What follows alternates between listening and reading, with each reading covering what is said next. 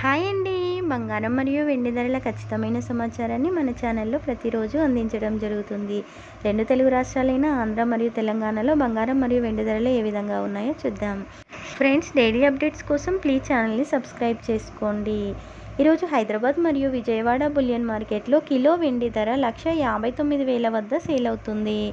అలాగే 24 క్యారెట్ల 10 గ్రాముల స్వచ్ఛమైన బిస్కెట్ బంగారం ధర ₹650 తగ్గుదలను నమోదు చేసుకుని 1,18,040 వద్ద సేల్ అవుతుంది.